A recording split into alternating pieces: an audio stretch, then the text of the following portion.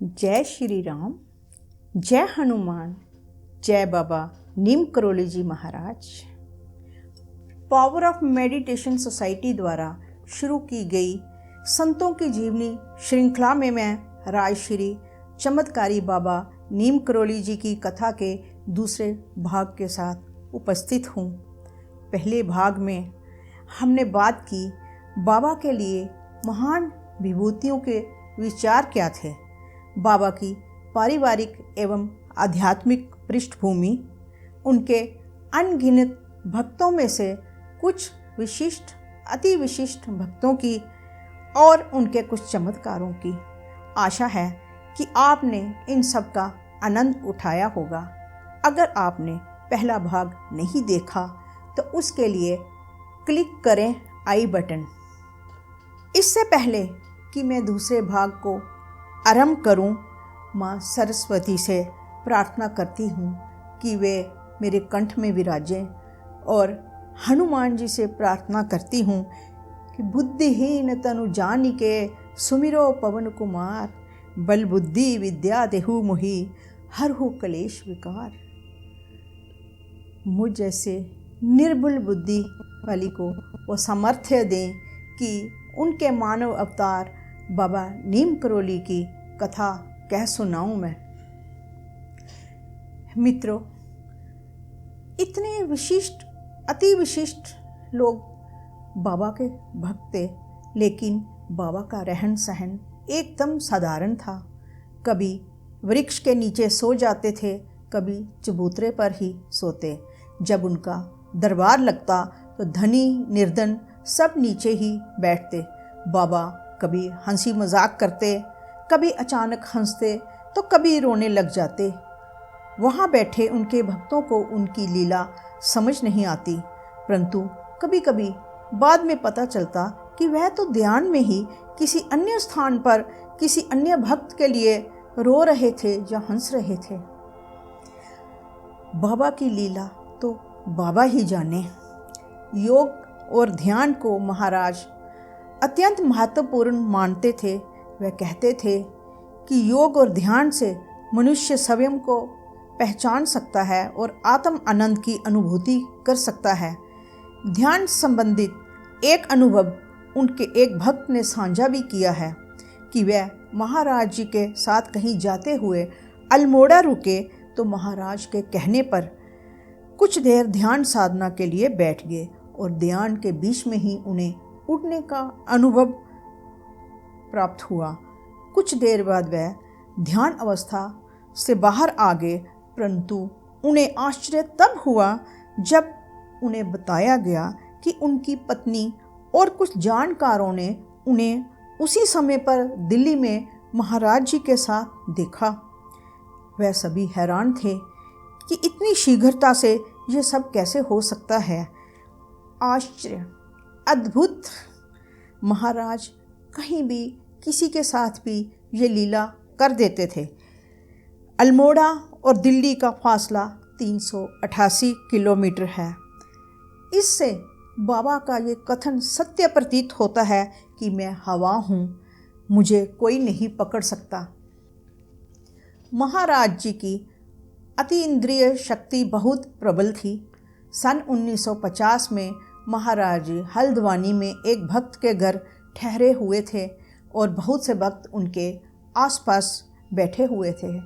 महाराज जी भक्तों के सवालों के जवाब दे रहे थे और अचानक से मौन हो गए और कुछ देर बाद बोले, पूरन एक चम्मच पानी पिलाओ, वह बहुत तकलीफ़ में है।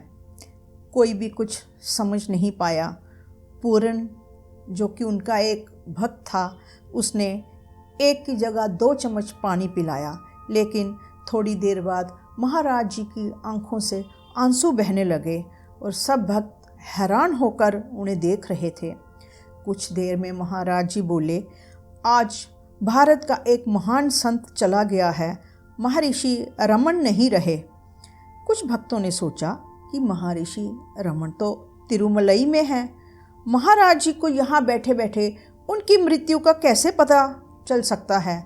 दूसरे दिन समाचार पत्रों में महर्षि रमन की मृत्यु का समाचार पढ़कर वे लोग दंग रह गए। एक बार महाराज जी भूमियाधार मंदिर में ठहरे हुए थे। एक दिन रात का भोजन करने के पश्चात सब लोग सो गए। रात को 1 बजे महाराज जी ने शोर मचा दिया कि बहुत ज़ोर की भूख लगी है और मैं दाल चपाती खाना चाहता हूँ। सेवादार ने कहा, महाराज आप तो पहले ही भोजन कर चुके हैं, इस समय तो कभी आप भोजन नहीं करते। लेकिन महाराज जी दाल चपाती खाने पर अड़े रहे। लोग चकित थे कि आज महाराज जी को क्या हो गया है। फिर सेवादार ने ब्रह्मचारी बाबा जो महाराज के लिए खाना पकाते थे उनको जगाया।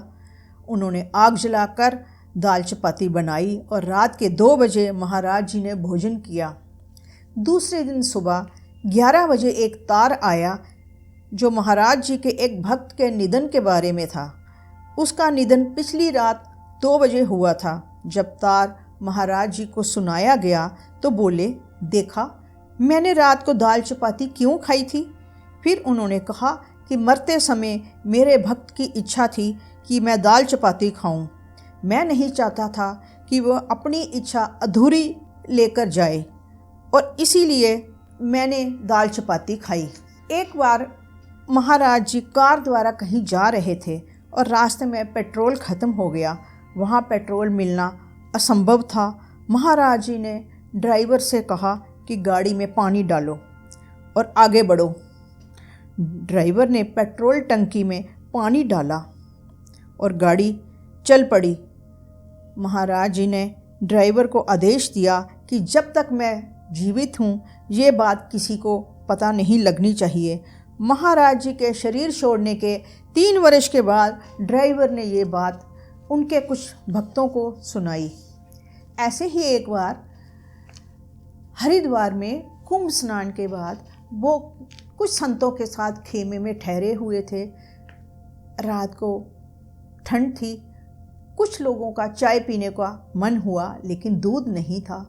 महाराज ने अपने एक शिष्य को आदेश दिया कि जाओ बाल्टी लेकर जाओ और गंगा से पानी भर लाओ, गंगा माँ हमें दूध देंगी। जब भक्त ने बाल्टी लाई तो आकर देखा उसमें गंगा जल की जगह दूध था और फिर सब संतों ने चाय पिए। महाराज जी ने ऐसे अनगिनत चमत्कार किए हैं, समय सीमा के कारण हम उनको नहीं सुना सकते आपको। महाराज की सारी लीलाएं चमत्कारों से भरी पड़ी हैं, तो कौन भक्त उन पर आस्था नहीं रखेगा। आध्यात्मिकता ना सही, भौतिक सुखों की चाह से हर कोई उनकी शरण में आना चाहता है। उनके चमत्कारों से साहित्य भरा पड़ा है।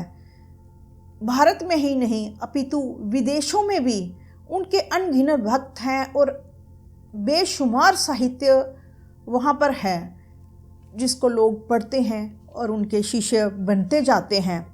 बाबा की अपार क्षमता थी और हर वक्त शरणागत आश्रित अनजान व्यक्तियों की क्षमता के मुताबिक उसके प्रारब्ध कर्म मन की इच्छा के अनुसार उन्होंने लीलाएं की। इस तरह हर पात्र की एक अलग कहानी थी।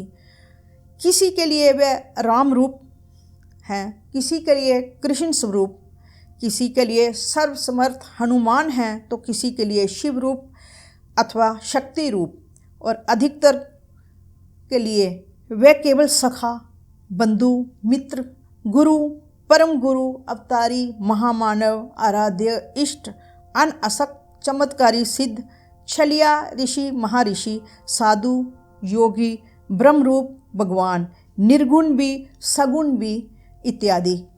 जिस तरह सूर्य की किरणें, वर्षा की बूंदें, वायु के झोंके अपनी कृपा बरसाने के समय किसी से भेदभाव नहीं करते, उसी तरह बाबा ने कभी भेदभाव नहीं किया, हर एक भक्त पर अपनी कृपा बरसाई। बाबा को कुछ सुनने के लिए कानों की, देखने के लिए आँखों की, कुछ करने के लिए हाथों की, कहीं पहुँचने के लिए पैरों की, स्वाद जानने के लिए जीभ की ज़रूरत नहीं थी। बाबा के चमत्कारों की बात करते करते अब हम बात करते हैं बाबा के विदेशी अनुयायियों की, उनके भक्तों की।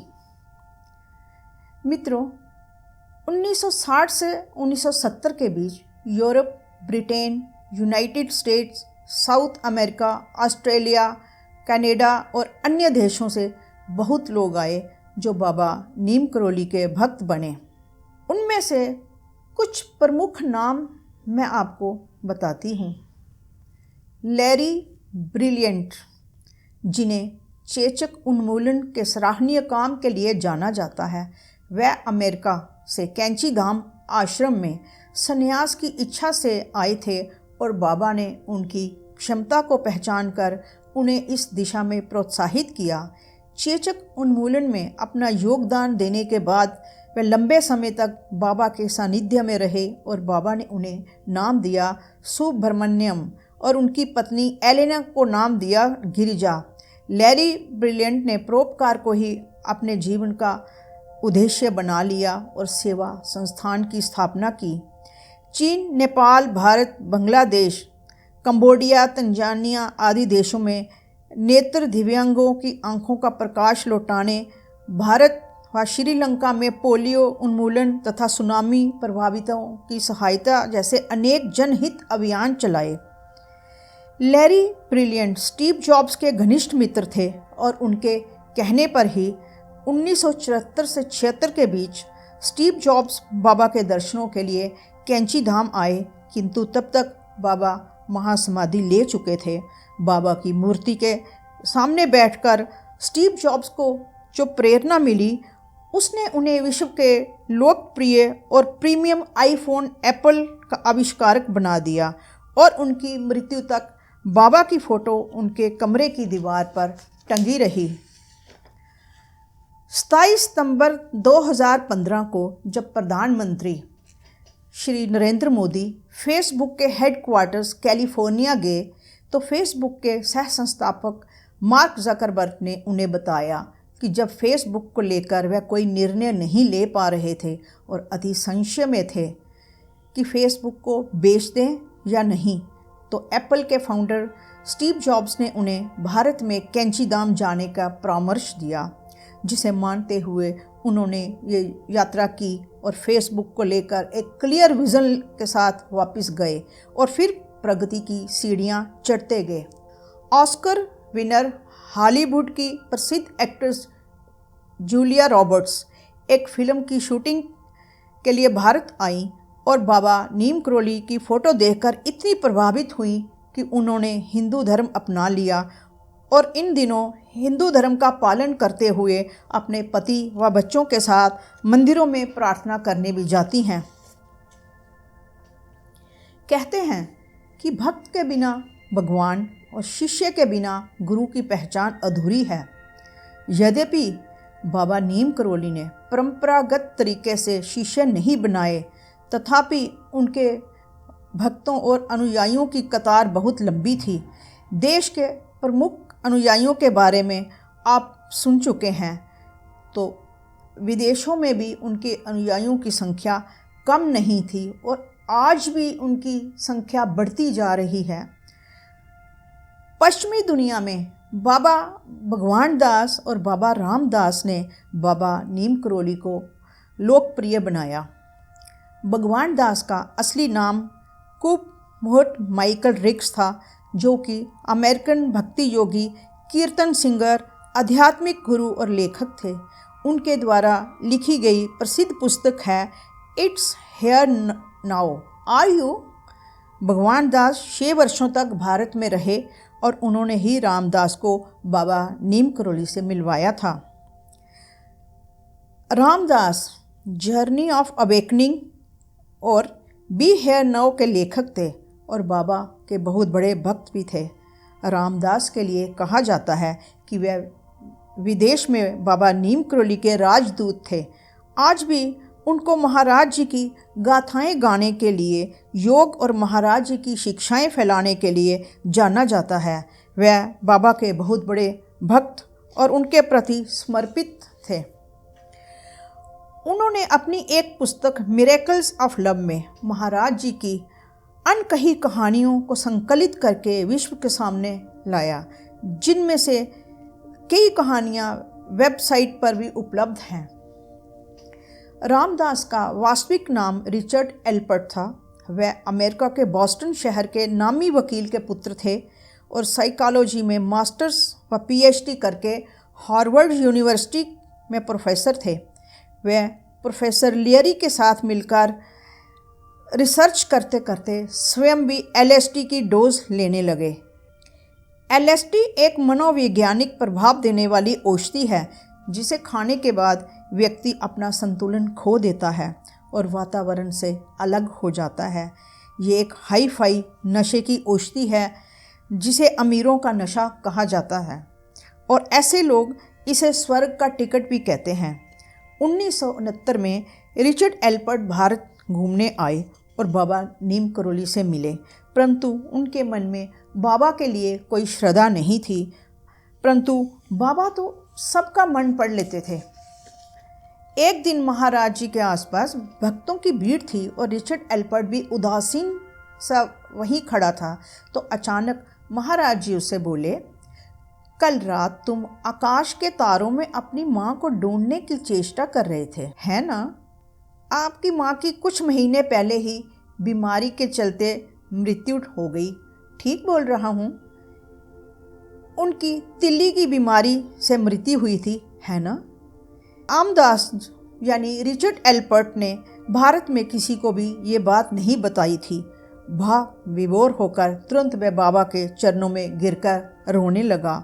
फिर एक दिन ध्यान, समाधि, चेतना की बात करते करते बाबा ने पूछा कि तुम्हारी जेब में क्या है? तो उसने एलएसडी की 2 गोलियां निकालकर बाबा से कहा, इन्हें खाकर देखिए, इनसे स्वर्ग का रास्ता खुल जाता है। बाबा ने फिर उससे पूछा, तुम्हारे पास ऐसी कितनी गोलियां हैं? तो उसने 20 गोलियां निकालकर बाबा के हाथ में दे दी और बाबा एक बार में सारी गोलियां खा गए। अब रिचर्ड एल्पर्ट आश्चर्यचकित सा बाबा की मृत्यु की आशंका से वहाँ बैठा रहा, क्योंकि एलएसडी ऐसा नशीला पदार्थ है जिसका अधिक मात्रा में सेवन करने से मृत्यु भी हो जाती है। परंतु कई घंटे बीत जाने के बाद भी जब बाबा पर कोई असर नहीं हुआ तो हाथ जोड़कर रिचर्ड एल्पर्ट बाबा के समक्ष नतमस्तक हो गया। इन 2 अनुभवों के पश्चात रिचर्ड एल्पर्ट पूर्णतया महाराज जी की शरण में आ गया। महाराज जी ने उसे कहा कि तुम इन बेकार की वस्तुओं में अपना जीवन क्यों नष्ट कर रहे हो? इन सांसारिक कष्टों से क्यों भयभीत हो? महाराज जी के परम ज्ञान युक्त वचनों से रिचर्ड एल्पर्ट की आंखें खुल गईं और उसने अपना जीवन महाराज जी की सेवा और आध्यात्मिक उन्नति के लिए समर्पित कर दिया। महाराज जी ने उसे रामदास नाम दिया, जो बाद में अमेरिका में बहुत बड़े आध्यात्मिक गुरु और मार्गदर्शक के रूप में विख्यात हुए। रामदास ने अपनी पुस्तक में लिखा है कि महाराज जी का सानिध्य पाकर चेतना की उन ऊंचाइयों को छूने का मौका मिला जिसके सामने एलएसडी, गांजा, अफीम, चरस, भांग सब नशा फीका है। सन 1969 में महाराज जी ने रामदास को अमेरिका वापस जाने का आदेश दिया और रामदास अमेरिका चले गए, जहां उन्होंने महाराज जी के ज्ञान का प्रचार प्रसार किया। रामदास ने अमेरिका में कई भाषण दिए, कई पुस्तकें लिखी, सेवा फाउंडेशन और ह्यूमन फाउंडेशन जैसी संस्थाएं बनाई जो सब महाराज जी को समर्पित रहे। ताउस में फ्लाइंग हनुमान मंदिर निर्माण में उनकी महत्वपूर्ण भूमिका रही। अपने जीवन काल में रामदास ने चेतना के ऊंचे शिखरों को छुआ और अन्य लोगों को भी इस यात्रा में सहभागी बनाया। 26 दिसंबर 2019 को रामदास अपनी अनंत यात्रा पर चले गए। रामदास की पुस्तक में से एक संस्मरण मैं आपको सुनाने जा रही हूँ।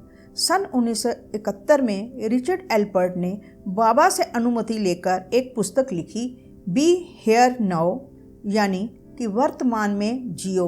वह पुस्तक प्रकाशक को प्रकाशन के लिए देकर स्वयं प्रूफ कॉपी लेकर भारत चले आए और वह कॉपी महाराज जी को समर्पित कर दी। रिचर्ड एल्पर्ट ने अन्य लेखकों की तरह कुछ कल्पना का सहारा लेकर पुस्तक लिखी थी और इस पुस्तक में ड्रग्स के परे एक दिव्य अनुभव की बात की थी। महाराज जी को समर्पित की हुई प्रूफ कॉपी इंग्लिश में थी और महाराज को इंग्लिश नहीं आती थी। कुछ दिन बाद रामदास यानी रिचर्ड एल्पर्ट ने बाबा से कहा कि अब तक तो पुस्तक प्रकाशित हो गई होगी, परंतु महाराज जी ने कहा, देखो रामदास, पुस्तक में झूठी बातें नहीं आनी चाहिए। इसमें तुमने जो गद्यांश लिखा है वह सही नहीं है, झूठा है, इसलिए उसे पुस्तक से हटा दो। रामदास ने कहा कि महाराज, अब तक तो पुस्तक प्रकाशित हो गई होगी। 30,000 पुस्तकों का ऑर्डर था और अब वितरण रोकने पर बहुत हानि होगी। परंतु महाराज ने कहा कि धन और सत्य का संबंध झूठ को प्रकाशित करने से नहीं जोड़ा जा सकता। रामदास ने परेशान होकर अमेरिका में संपर्क करने का प्रयास किया तो एक सप्ताह बाद सूचना मिली कि आपने बाबा नीम करोली का जो चित्र प्रकाशित करने के लिए दिया था वह नहीं मिला, जिस कारण पुस्तक प्रकाशित नहीं हो सकी। रामदास को आश्चर्य मिश्रित प्रसन्नता हुई कि वह नुकसान से बच गए, परंतु हैरान थे कि पुस्तक जब फाइनल करके प्रकाशन के लिए दी थी तो चित्र भी साथ में था, वह कैसे गायब हो गया। जिसके ना मिलने से पुस्तक का प्रकाशन ही रुक गया। वह समझ गया कि ये महाराज जी की महिमा थी, जो झूठ भी नहीं छपा और वह नुकसान से भी बच गया। बाद में महाराज जी द्वारा कहे गए गद्यांश को हटाने के बाद ही पुस्तक प्रकाशित हुई और संसार ने रामदास का नाम जाना।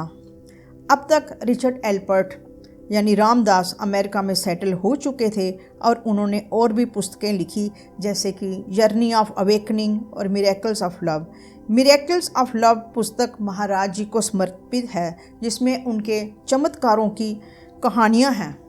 कृष्णदास उर्फ जेफ कॉजल। रामदास के विद्यार्थी जेफ कॉजल महाराज जी से मिलने को बहुत उत्सुक थे और कुछ कठिनाइयों के पश्चात उनको कैंचीधाम आने की आज्ञा मिली तो 1970 में वह भारत आए और महाराज जी के भक्त बन के महाराज ने उनको नाम दिया कृष्णदास।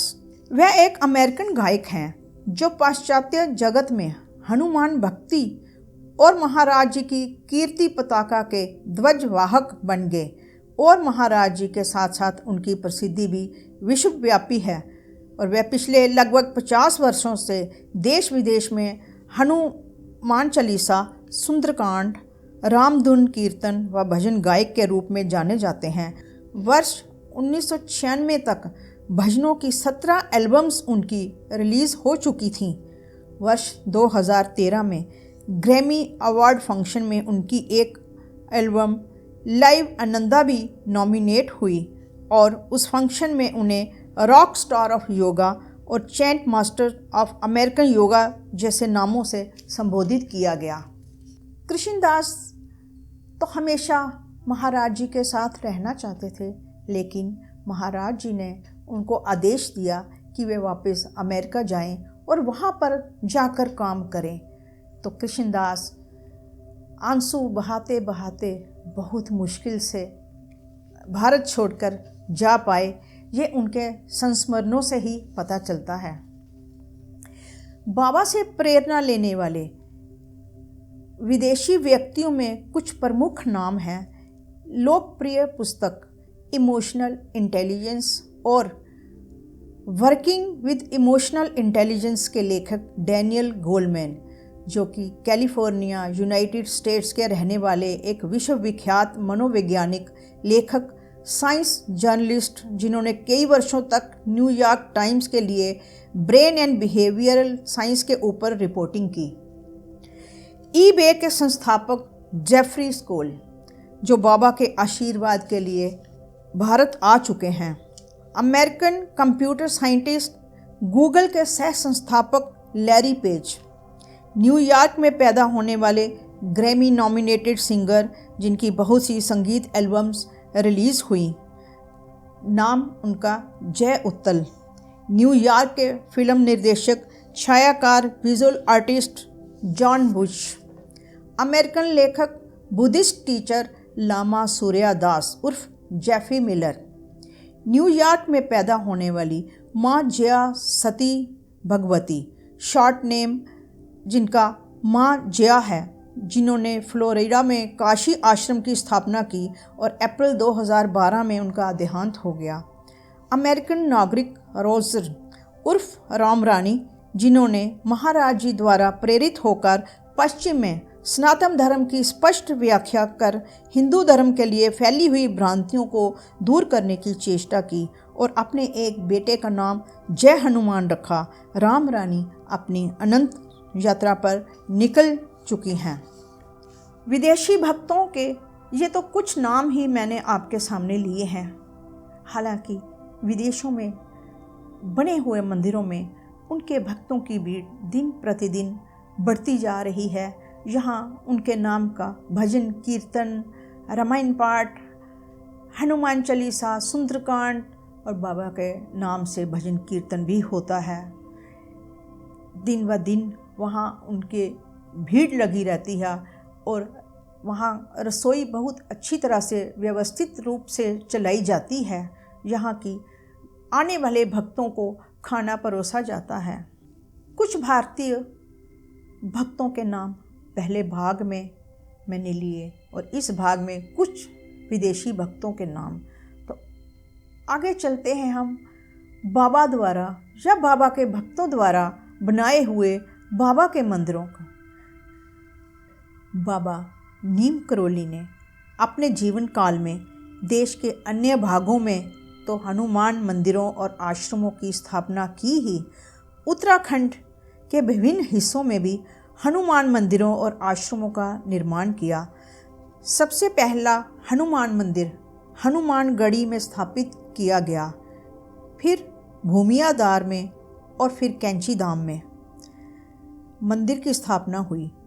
फिर अपने समय के सिद्ध संत सोमवारी बाबा के साधना स्थल काकड़ी घाट में मंदिर की स्थापना की गई। कहते हैं कि काकड़ी घाट में हनुमान मंदिर से कुछ दूरी पर स्थित शिव मंदिर में ही स्वामी विवेकानंद को प्रथम बार भव समाधि लग जाने पर एक आध्यात्मिक अनुभूति हुई थी। इसके बाद पिथौरागढ़, फिर भारत तिब्बत सीमा पर जिप्ती में हनुमान जी की मूर्ति स्थापित करने के बाद गढ़जिला क्षेत्र के कोटमनिया गांव में हनुमान मंदिर की स्थापना की। इस प्रकार महाराज जी ने उत्तराखंड के ऐसे दुर्गम स्थानों पर हनुमान जी की मूर्तियां स्थापित की जहां के बारे में सोचा भी नहीं जा सकता था। इस प्रकार पूरे उत्तराखंड को ही हनुमानमय बना दिया। बाबा नीम करोली के सभी मंदिरों में रामायण पाठ, राम नाम का जाप, सुंदरकांड, हनुमान चालीसा, भजन कीर्तन चलता रहता है। लेकिन उनके भक्त बाबा के सामने विनय चालीसा का पाठ भी करते हैं, जिसे एक भक्त जो बाबा के ही भक्त थे प्रभु दयाल शर्मा ने लिखा है। प्रभु दयाल शर्मा एक रिक्शा चालक थे और एक बार बाबा उनके रिक्शा में बैठे तो उनकी कृपा दृष्टि पड़ते ही वह उनका भक्त बन गया। विनय चालीसा लिखकर वह कागज़ उसने बाबा को वृंदावन धाम में भेजे तो बाबा को अच्छा नहीं लगा कि उन्हें ईश्वर की तरह पूजा जाए, इसलिए वह सारे पन्ने उन्होंने फाड़कर फेंक दिए। लेकिन कुछ भक्तों ने वह फटे हुए पन्ने एकत्र कर जोड़े और उनका प्रिंट निकलवाकर स्थान स्थान पर विनय चालीसा को बांटना शुरू कर दिया। और बहुत वर्षों बाद एक बार प्रभु दयाल शर्मा जब बाबा के दर्शन करने पहुँचे तो वहाँ कुछ लोगों को विनय चालीसा पढ़ते देखकर भाव विभोर हो उठे। महाराज जी के मुख्य मंदिर बबनिया, नीम करोली गांव, किला घाट, हनुमानगढ़ी, कैंची धाम, काकड़ी घाट, भूमियादार, हनुमान सेतु, लखनऊ, पिथौरागढ़, हनुमान मंदिर पनकी, कानपुर, शिमला, जौनपुर, कश्मीरी गेट दिल्ली, धारचूला, ऋषिकेश, बद्रीनाथ, गढ़जिला, वीरापुरम, चेन्नई, वृंदावन, अंडमान, तौस, जर्मनी आदि अनेक स्थानों पर बाबा नीम करोली के मंदिरों का निर्माण हो चुका है। इसके अलावा बहुत से भक्तों ने अपने आवास को ही महाराज जी का मंदिर बनाकर सुशोभित कर रखा है। महाराज जी ने अपना मुख्य आश्रम कैंची नाम के गांव में बनाया, जिसे कैंची धाम कहा जाता है। कैंची धाम महाराज जी की मुख्य लीला स्थली और तपोस्थली भी है, जिसे परम गुरु स्थान भी कहा जाता है, क्योंकि ये आदि संत निरंकारी जी की लीला स्थली प्रेमी बाबा और सोमवारी बाबा जी की तपोस्थली भी है। सोमवारी बाबा सोमवार को काकड़ी घाट में खिचड़ी का भंडारा किया करते थे और कैंची गुफा में तपस्या करते थे। मैं बताना चाहती हूँ कि महाराज जी के 4 धाम भी हैं। महाराज जी के वृंदावन में अंतिम संस्कार के पश्चात 4 अस्थि कलश तैयार किए गए थे और उन्हें 4 अलग अलग स्थानों पर रखा गया। वृंदावन धाम, कैंची धाम, नीम करोली धाम, हनुमान सेतु धाम लखनऊ। इसलिए इन स्थानों को बाबा के 4 धाम कहा जाता है और कुछ अस्थियों को विसर्जित किया गया। महाराज जी ने जब नैनीताल को अपनी लीला स्थली चुना तो उनके आने से पहले वहाँ दुर्गा और शिव की ही पूजा की जाती थी। उन्होंने लोगों को हनुमान पूजा के लिए प्रेरित किया और जगह जगह पर हनुमान जी के मंदिर बनाने आरंभ कर दिए। हनुमान जी के साथ साथ उन्होंने लोगों का रुझान देखते हुए दूसरे देवी देवताओं के विग्रह भी स्थापित किए। महाराज जी का इतना प्रभाव था कि वे जब भी कोई मंदिर बनवाने का संकल्प लेते थे या कहीं भंडारे का आयोजन करते थे, न जाने कहाँ से दान और सहयोग करने वालों की भीड़ उमड़ पड़ती थी और भव्य मंदिर का निर्माण हो जाता था। मंदिर निर्माण के पश्चात महाराज जी मंदिर को ट्रस्ट को सौंप देते थे और फिर उनके किसी अगले मंदिर की योजना शुरू हो जाती थी। हर मंदिर निर्माण के साथ एक अलग ही रोचक कहानी जुड़ी हुई है, जिसे हम समय सीमा को देखते हुए विस्तार से नहीं सुना सकते। कुछ मंदिर व आश्रम महाराज जी ने अपने जीवन काल में निर्मित करवाए, परंतु 1973 में उनके अनंत यात्रा पर निकलने के बाद उनके भक्तों द्वारा बाबा नीम करोली के विग्रह स्थापित होना शुरू हो गए। उनके जन्मस्थल अकबरपुर से लेकर सीमा पार जर्मनी और अमेरिका के ताउस तक पूरे विश्व में महाराज जी के मंदिर स्थापित हो चुके हैं। बाबा नीम करोली के 100 से अधिक मंदिर बन चुके हैं। हर एक मंदिर की अलग एक रोचक कहानी है।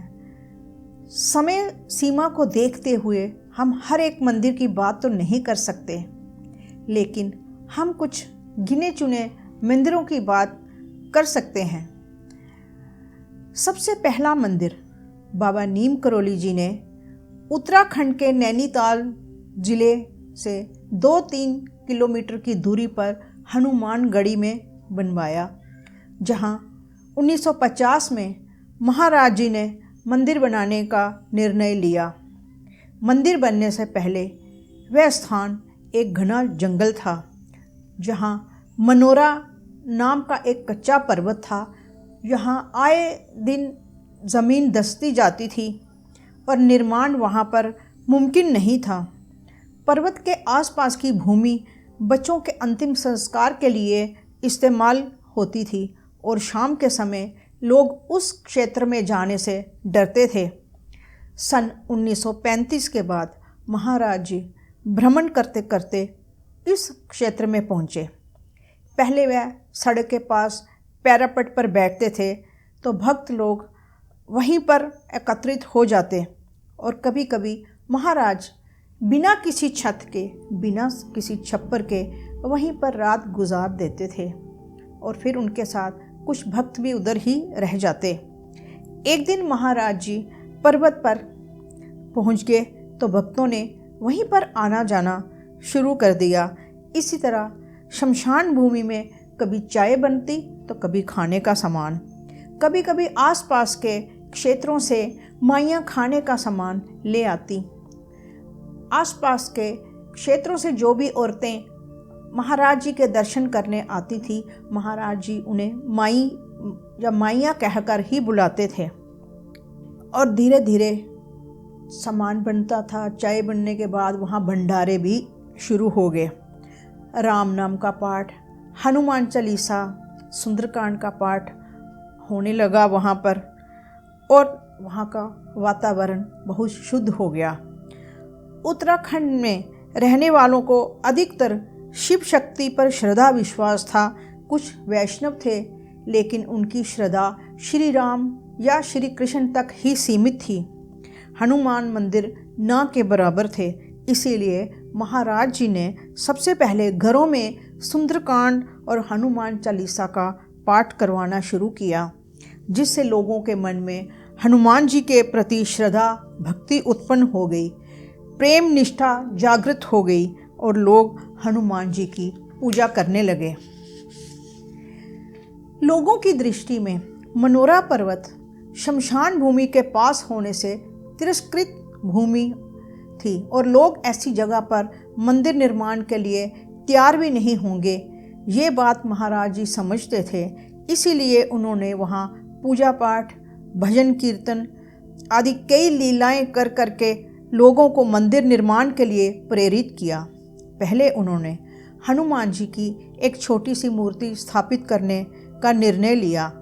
लोग पूजा और निर्माण सामग्री ले आए और बहुत देर तक खुदाई कर धरती पर किसी तरह हनुमान जी की मूर्ति स्थापित करने की कोशिश करते रहे, लेकिन बहुत मुश्किल के बाद वहाँ मूर्ति स्थापित हो पाई। पूजा अर्चना, भोग प्रसाद के बाद आरती होने लगी तो दो सांड वहाँ पर, एक काले रंग का रौद्र रूप में और दूसरे सात्विक रूप में सफ़ेद रंग में प्रकट हो गए। भक्त डर के मारे चिल्ला उठे तो एक सांड तुरंत गायब हो गया और दूसरा ने पूरियों का भोग खाकर वहाँ से प्रस्थान किया। इस प्रकार छोटे हनुमान वहाँ स्थापित हो गए और प्रतिदिन सुबह शाम पूजा आरती प्रार्थना शुरू हो गई। कीर्तन, रामायण, हनुमान चालीसा का अखंड पाठ, अखंड कीर्तन वहाँ होता रहा, जिससे चारों ओर का वातावरण पवित्र हो गया और धीरे धीरे महाराज जी की लीलाओं के साथ मंदिर निर्माण होता गया और हनुमानगढ़ी ने वर्तमान रूप ले लिया। लोगों के मन में शंका थी कि बजरी के धंसते रहने वाले पर्वत पर मंदिर निर्माण हो पाएगा या नहीं। एक छोटे से विग्रह को स्थापित करने में इतनी कठिनाई आई थी, तो बड़ा मंदिर स्थिर रह पाएगा या नहीं।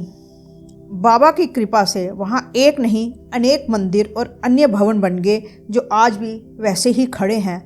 मंदिर तक सड़क भी बन गई, जिस पर भारी वाहन भी चला करते हैं। एक बार बातों बातों में ही बाबा ने बताया कि विग्रह स्थापना के समय दो सांड जो वहाँ पर आए, वो दो सिद्ध आत्माएं थी। हनुमानगढ़ी नैनीताल में मंदिर निर्माण के बाद 16 जून 1953 का दिन प्राण प्रतिष्ठा समारोह के लिए निश्चित किया गया, जब एक विशाल भंडारे का आयोजन होना था। उस दिन उस स्थान पर बिजली, पानी, लकड़ी, कोयला, राशन, घी, तेल, बर्तन कुछ भी उपलब्ध नहीं था और सामान लाने के लिए सही मार्ग भी नहीं था। 2-3 दिन पहले ही तेज़ बारिश शुरू हो गई, जो रुक ही नहीं रही थी। भंडारे का कोई सामान उपलब्ध ना होने से लोग बार बार पूछते कि अब क्या होगा। भंडारे के दिन सुबह उठते ही महाराज जी ने कुछ लोगों को बोला कि नीचे जाओ, वहाँ सड़क पर एक ट्रक खड़ा है, उसमें भंडारे का सामान पड़ा है, वो आप सब लोग ले आओ। जब लोग गए तो देखा ट्रक में आटा, लकड़ी, सब्जी, घी, तेल, मसाला सब सामग्री भरी हुई थी। अब सामान आ गया था, लेकिन समस्या थी कि इतनी अधिक सामग्री मंदिर तक कैसे पहुंचेगी, क्योंकि कच्ची पगडंडी थी जो बारिश के कारण फिसलन भरी हो चुकी थी। भक्तों ने मन ही मन महाराज जी को याद किया तो कुछ देर में देखा कि नेपाली कुलियों का एक समूह नेपाल जा रहा था।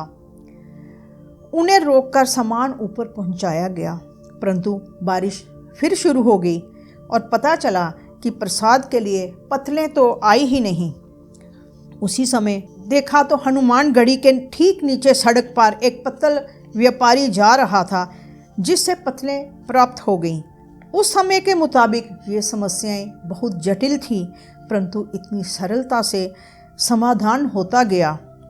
फिर से भीषण बारिश प्रारंभ हो गई और सुबह तक होती रही, जिस कारण काम बंद सा हो गया। 7 बज गए तो महाराज जी अपनी कुटिया से बाहर निकले और शरीर से कंबल हटाकर दूर फेंक दिया। फिर आकाश में बादलों की तरफ देखकर बोले, पवन तने बल पवन समाना। ये गोस्वामी तुलसीदास कृत रामचरितमानस की चौपाई है कि शिकंदा कांड में जब ऋक्षराज जामवंत ने हनुमान जी को कहा कि हे हनुमान, हे बलवान, सुनो, तुमने ये क्या चुप्पी साध रखी है। तुम पवन के पुत्र हो और बल में पवन के समान हो। तुम बुद्धि, विवेक और विज्ञान के खान हो। महाराज नीम करोली जी द्वारा जो चौपाई बोलते ही हवा का तेज झोंका बादलों को उड़ा कर ले गया और बारिश रुक गई। सूर्य देवता चमकने लगे। भंडारे का प्रसाद बनना आरंभ हो गया। बहुत बड़े बड़े कड़ाहों में हलवा पूड़ी बनते जा रहे थे और अनगिनत संख्या में स्त्री, पुरुष, बच्चे, बूढ़े, जवान भोग प्रसाद ग्रहण कर रहे थे। दिन रात तक भंडारा चला और भंडारे के बीच में घी के सारे टीन खाली हो गए। इसी बीच महाराज जी घी के खाली टीनों को पानी से भरवाकर रखते जा रहे थे। घी समाप्त होने की सूचना जब महाराज को दी गई तो दिखावटी क्रोध से महाराज बोले, जाकर देखो, गोदाम में किसी ने घी के टीनों को छुपा दिया है। पानी के टीनों में भी जाकर वहाँ पर घी के टीन को ढूंढो। जब कार्यकर्ताओं ने जाकर देखा तो पानी घी में परिवर्तित हो चुका था। दिन रात भंडारा चलने पर भी किसी सामग्री की कोई कमी नहीं आई। भंडारे के बाद महाराज ने बताया कि अब यहाँ बहुत शांति रहेगी। अतृप्त आत्माओं के लिए ही यह भंडारा था। अतृप्त आत्माएं अब यहाँ किसी को परेशान नहीं करेंगी। बात करते हैं कैंची धाम की। कैंची धाम का उल्लेख आप बहुत बार सुन चुके हैं। अपने द्वारा बनाए गए मंदिरों और आश्रमों से महाराज जी को कैंची धाम सर्वाधिक प्रिय था। इस मंदिर में आने के बाद ही महाराज जी को अंतर्राष्ट्रीय प्रसिद्धि मिली और इस मंदिर को आज भी बिगड़ी तकदीर बनाने वाला मंदिर कहा जाता है। कैंची ग्राम में सड़क पर 2 कैंची की तरह तीखे मोड़ होने के कारण इसका नाम कैंची पड़ा और ये स्थान उत्तराखंड के कुमाऊं क्षेत्र में हिमालय की तलहटी में नैनीताल अल्मोड़ा मार्ग पर स्थित है एवं सुंदरता और आध्यात्मिकता से भरपूर स्थान है। कहते हैं कि दूसरी बार गृह त्याग करने के पश्चात घूमते घूमते महाराज जी इस स्थान पर पहुँचे। वह एक छोटी सी घाटी के पास रुके और सड़क किनारे बनी पैरापेट पर बैठ गए। सामने पहाड़ी पर दिखाई दिए एक आदमी को उन्होंने आवाज़ दी, पूरन, ओ पूरन, ज़रा यहाँ तो आओ। पूरन नीचे आया और कंबल ओढ़े अजनबी के मुंह से अपना नाम सुनकर अचंभित रह गया। तो उस अजनबी बाबा ने मुस्कुराते हुए कहा, अचरज मत करो, मैं तुझे कई जन्मों से जानता हूँ और इस जन्म में भी एक बार हम मिल चुके हैं। याद करो, 20 वर्ष पहले मैं तुम्हें इसी सड़क पर मिला था, जब तुम अपने घर और चक्की के मुकदमे को लेकर परेशान थे। मैंने तुम्हें कहा था कि एक मुकदमा तुम आज ही जीत जाओगे और दूसरे मुकदमे का फैसला भी कुछ दिन के बाद तुम्हारे ही हक में हो जाएगा। तुम्हारे पूछने पर कि अब हम कब मिलेंगे, मैंने तुम्हें कहा था हम 20 वर्ष के बाद मिलेंगे। पूरन को सब याद आ गया और वह महाराज के चरणों पर गिर पड़ा। फिर महाराज जी ने कहा, जाओ और गांव के कुछ लोगों को बुलाकर लाओ। लोगों के आने पर महाराज जी ने उन सब को लेकर नदी के पार जंगल में गए और उनसे एक जगह खोदने को कहा। उन्होंने कहा कि इस पत्थर को खोदो, यहाँ गुफा है और गुफा में धूनी है। अचरज में पड़े लोगों ने जब खुदाई की तो ऐसा लगा कि जैसे गुफा में किसी ने अभी अभी धूनी जलाई हो। धूनी के पास चिमटा भी गड़ा था। सब लोग हैरान हो गए कि इस गांव में उन्हें पूरा जीवन बीत गया और उन्हें तो इस गुफा की कोई जानकारी ही नहीं थी। उन्होंने सोचा कि पत्थरों के नीचे गुफा, धूनी, चिमटा, हवन कुंड की जानकारी किसी साधारण व्यक्ति को तो हो नहीं सकती, वो भी जो बाहर से आया हो कंबल लपेटे हुए। ये कोई साधारण मनुष्य नहीं है। लोग अभी ये सोच ही रहे थे कि महाराज जी बोल पड़े कि हमारे पास कोई चमत्कार वमत्कार नहीं है, चलो अब यहाँ से हनुमान बैठेंगे। महाराज जी ने पास में बहती हुई क्षिप्रा नदी से पानी मंगवाकर उस स्थान का शुद्धिकरण किया और साथ ही वहाँ एक कुटिया बना दी। कुछ दिन बाद महाराज जी ने पूरन को बताया कि ये सोमवारी बाबा की तपस्थली है, इसका पुनर्उद्धार करना है और यही कुटिया आज कैंची धाम के रूप में विख्यात है, जहाँ अलग अलग देवी देवताओं के 5 मंदिर हैं, जिसमें हनुमान जी का एक भव्य मंदिर है। यहाँ पर महाराज जी की भी एक भव्य मूर्ति उनके भक्तों द्वारा स्थापित की गई है। महाराज जी के दूसरे मंदिरों की तरह यहाँ भी दिन रात हनुमान चालीसा और विनय चालीसा का पाठ चलता रहता है। महाराज जी ने 15 जून सन 1964 में यहाँ एक छोटी सी पहाड़ी नदी क्षिप्रा के किनारे आश्रम की स्थापना की थी और तब से प्रतिवर्ष यहाँ 15 जून को स्थापना दिवस मनाया जाता है और एक भव्य मेले और भंडारे का आयोजन महाराज जी के समय से ही किया जा रहा है। इस दिन यहाँ अपार भीड़ होती है और देश विदेश से लाखों श्रद्धालु अपनी बिगड़ी हुई तकदीर बनाने आते हैं। कहा जाता है कि कैंची धाम में एक बार भंडारे के दौरान घी की कमी पड़ गई तो महाराज जी ने नीचे बहती नदी से 2 कनस्तर पानी भरकर मंगवाया और जब उनके आदेश पर वह पानी प्रसाद बनाने हेतु उपयोग में लाया गया तो पानी घी में बदल गया। भंडारे की समाप्ति के पश्चात अगले दिन उन्होंने लाए हुए पानी की मात्रा जितना ही घी फिर से नदी में डलवा दिया। कैंची धाम में ही एक बार महाराज जी ने अपने एक भक्त को गर्मी में तपती धूप से बचाने के लिए उसे बादल की छतरी बनाकर उसे उसकी मंजिल तक पहुंचाया। एक बार कैंची धाम से तीर्थ यात्रा करने के लिए महिलाओं का एक दल रवाना हुआ।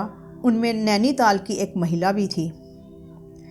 वह दल घूमते घूमते हरिद्वार पहुंचा और वह महिलाएं मुंह अंधेरे ही गंगा स्नान करने के लिए हर की पौड़ी पहुंच गईं। नैनीताल की वह महिला स्नान करते करते कुछ आगे बढ़ गई और अपना संतुलन खो बैठी। उसके पांव उठ गए और वह गंगा की तेज धारा में बहने लगी।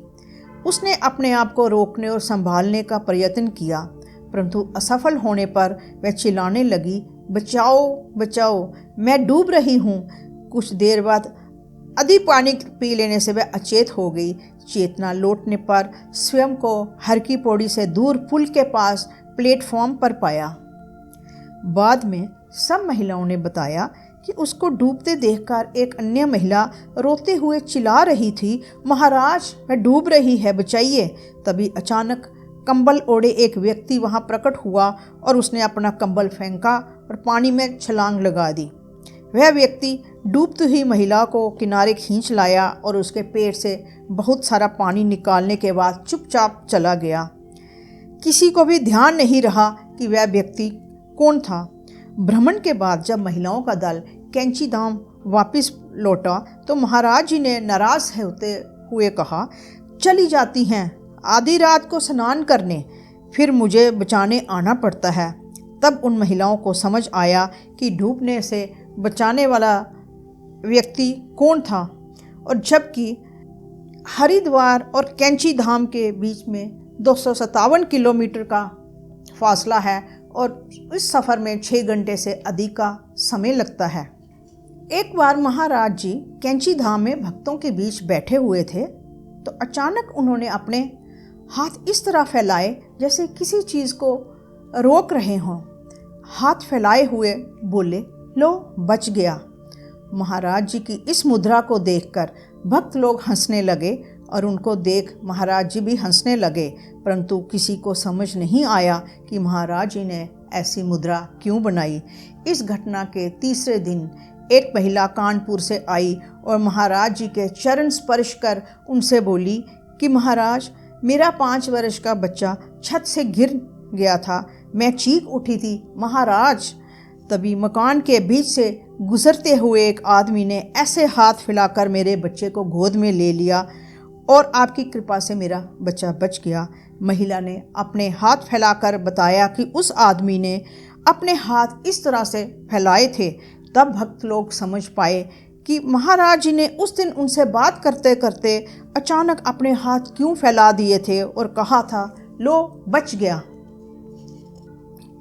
कैंची धाम में एक रात जब सब लोग गहरी नींद में सो रहे थे तो महाराज जी ने सभी को जगा दिया और बोला कि ऊपर सड़क पर लगभग आधा मील दूर एक जीप खराब हो गई है, आप लोग जाओ और यात्रियों को चाय दे आओ।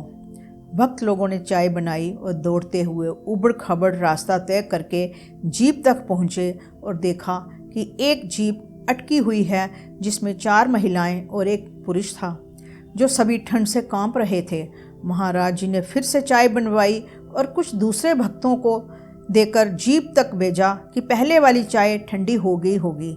अंत में भक्त लोग जीप में फंसे लोगों को साथ लेकर आश्रम आए तो महाराज जी बोले, हम 30 साल पहले इन महिलाओं के घर जाया करते थे, इन्होंने हमें एक कंबल दिया और हमारी बहुत सेवा की।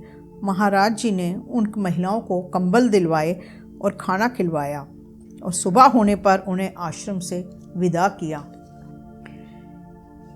ऐसे ही एक दिन महाराज जी बैठे हुए थे कि शाम के समय अचानक बोल उठे, खाना तैयार करो, हलवा पूड़ी बनाओ। और इतनी अधिक संख्या में उन्होंने बनवाया कि सब लोग हैरान परेशान थे कि इतना खाना क्या करेंगे, कौन खाएगा, ये तो कल फेंकना पड़ेगा। देर रात तक खाना बनाने का काम चलता रहा। भक्त लोग आपस में बात करते रहे लेकिन किसी की हिम्मत नहीं हुई कि महाराज जी से पूछें। आधी रात को जब वो लोग सोने की तैयारी करने लगे तो कुछ लोगों ने बताया आकर कि वहाँ ऊपर कोई बस खराब पड़ी है, यात्री बहुत परेशान है। उन्होंने सब भक्तों को जगाया और ऊपर भेजा तो बस में से बहुत सारी संख्या से लोग नीचे मंदिर तक आए और सबको महाराज जी ने खाना खिलाया। सब लोग हैरान परेशान थे कि इस बीहड़ जंगल में ये इतनी मात्रा में खाना कहाँ से आ गया। अभी तो हम इधर पहुँचे हैं और खाना पहले से ही तैयार है। सब लोग महाराज जी के आगे नतमस्तक हो उठे और फिर भक्तों को समझ आया कि इतनी मात्रा में खाना महाराज जी ने पहले से ही क्यों बनवा दिया था। उनको पता था कि ऐसा होने वाला है। कैंची धाम में ही एक बार भंडारा चल रहा था। भंडारा 10 दिनों से चल रहा था और वहाँ मालपुए समाप्त होने को थे। अब लोगों को सेवक दाल चपाती परोस रहे थे और मालपुए नहीं दे रहे थे। अचानक कुछ दूर के गांव से 60-70 महिलाएं आ गईं जिनकी इच्छा थी कि वे मालपुए खाएं। महाराज जी ने उन्हें मालपुए देने को कहा तो एक भक्त ने कहा कि मालपुए तो समाप्त हो गए। महाराज जी ने उसे डांटा कि तुम झूठ बोल रहे हो, तुमने मालपुए भंडार गृह में छुपा दिए हैं, तुम्हारे पास चाबियां नहीं रहनी चाहिए। फिर दूसरे भक्त को चाबियां देकर भंडार गृह में भेजा तो फिर वहाँ ढेर सारे मालपुए मिले। बाद में उस दोषी ठहराए जाने वाले भक्त को महाराज जी ने बहुत प्यार से बुलाया, दया और कृपा दर्शाई। ऐसी लीला महाराज जी इसलिए करते थे ताकि लोग ये ना जान सकें कि महाराज जी ने मालपुए अपनी सिद्धि से पैदा किए। एक भक्त कई वर्षों से महाराज जी की सेवा में था। वह रात को भी उनके चरणों के पास सोता था। वह मंगलवार का व्रत रखता था और दिन में केवल दूध पीता था। एक दिन आश्रम के लोगों को ध्यान नहीं रहा और उस सेवक को उन्होंने दूध नहीं दिया, ना ही उसने मांगा। दिन में महाराज जी से उसे कुछ खाने को दिया तो उसने ये कहकर मना कर दिया कि मैं दूध पी लूँगा। देर रात महाराज जी ने उसे पूछा, तुमने कुछ खाया या दूध पिया? तो वह बोला कि मैंने दूध पी लिया है। इस पर महाराज जी बोले कि तुम झूठ बोल रहे हो, किसी ने तुम्हें दूध नहीं दिया। महाराज जी की तेज़ ऊंची आवाज़ से आश्रम के लोग जाग गए और रसोइये ने क्षमा मांगते हुए कहा कि उसे दूध देना भूल गया। महाराज जी भक्त के साथ अपने कमरे में चले आए और उसे दरवाज़ा बंद करने के लिए कहा। दरवाज़ा बंद होते ही महाराज जी ने कहा, तूने सारे दिन से कुछ नहीं खाया, अब रात के 12 बज चुके हैं, अब तो बुधवार हो गया है, क्या तुम अब खाना खा सकते हो? उसके हाँ कहते ही महाराज जी ने अपनी धोती में हाथ डाला, 5 परांठे, 2 किस्म की सब्जियां निकाली और बोले कि ये राम जी का प्रसाद है। वह खाना लेकर उसे खाने के लिए बाहर जाने लगा तो महाराज जी ने उसे रोक कर वहीं खाने को कहा। जब उसने खाना खा लिया तो महाराज जी ने उसे खीर भी दी और बोला कि आज रात की बात किसी से मत बताना।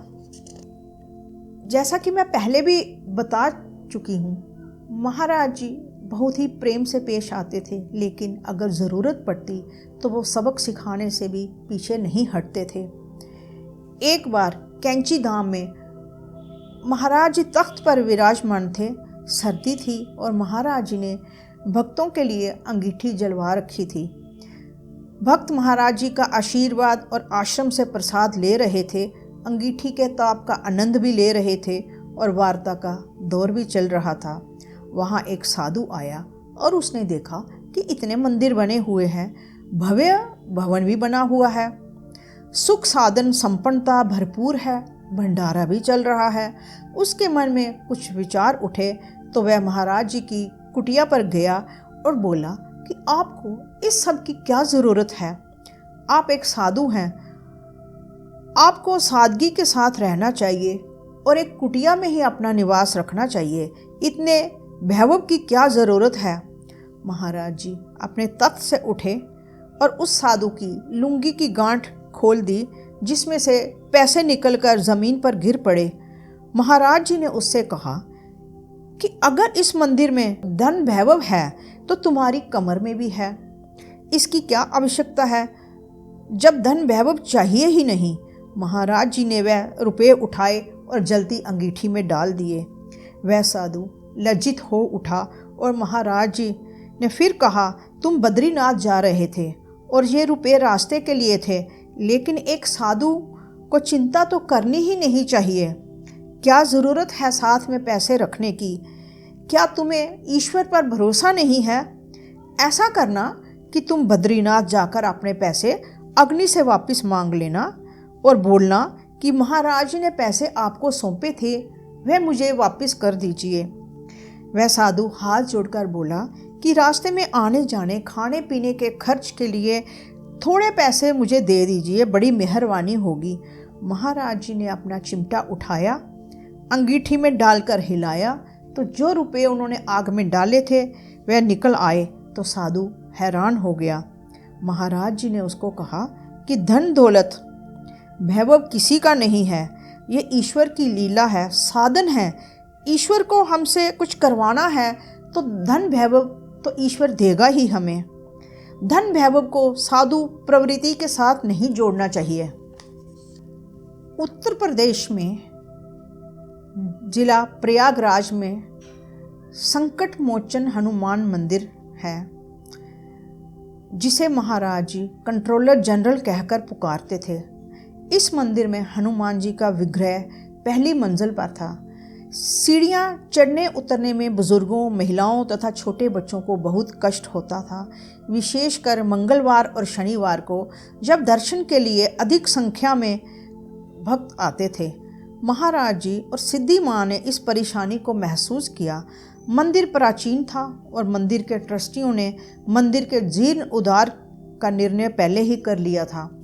एक दिन महाराज जी जब चर्च लेन प्रयागराज में ठहरे तो शाम को मंदिर के ट्रस्टी महाराज जी से मिलने आए तो महाराज जी ने कहा कि लोगों की तकलीफ को देखते हुए हनुमान जी की स्थापना नीचे के हिस्से में करना उचित होगा, परंतु ट्रस्टी सहमत नहीं हुए कि पुराने मंदिर का रूप बदलना आसपास की जनता को अच्छा नहीं लगेगा। ये चेंज वो स्वीकार नहीं कर पाएंगे, अन्य ट्रस्टी भी नहीं मानेंगे। जीर्ण उद्धार का पूरा प्लान तो पहले ही बन चुका है। एक दिन ट्रस्टियों ने महाराज जी को निमंत्रित किया और गाड़ी लेकर आ गए।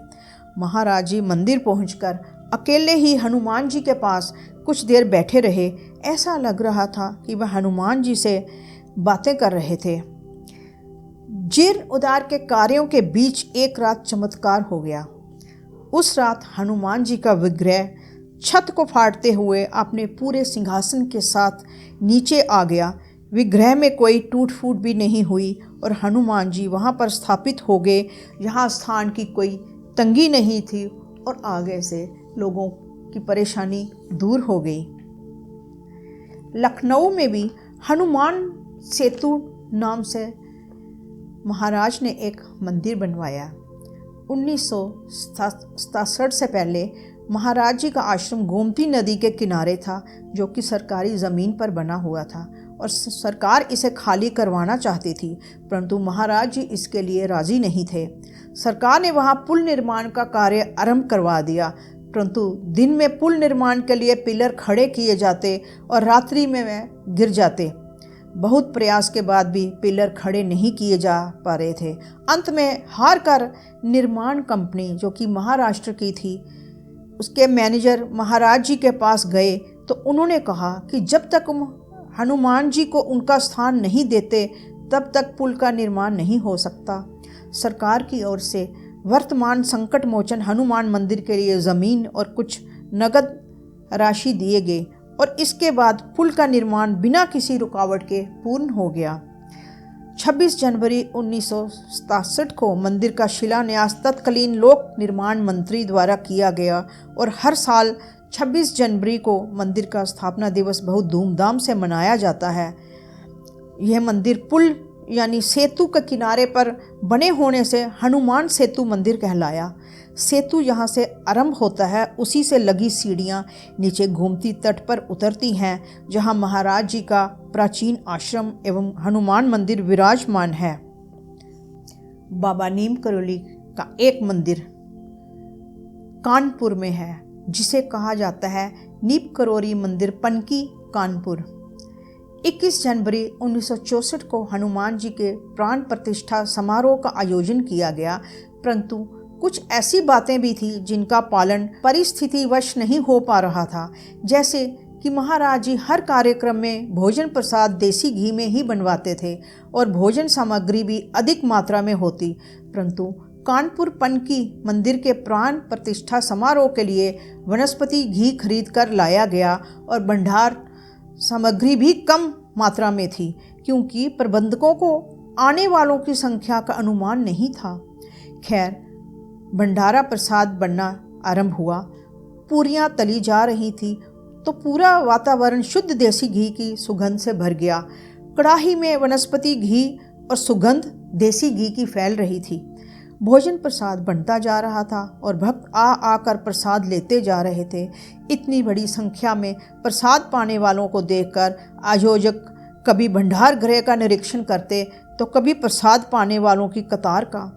कुछ देर में महाराज जी का आगमन हो गया और वह भी व्यवस्था का जायजा लेते हुए घूमते रहे। कहते हैं कि अंदाजे से लगभग 800 गुना लोगों ने प्रसाद ग्रहण किया, लेकिन कुछ भी अतिरिक्त बाजार से नहीं लाना पड़ा।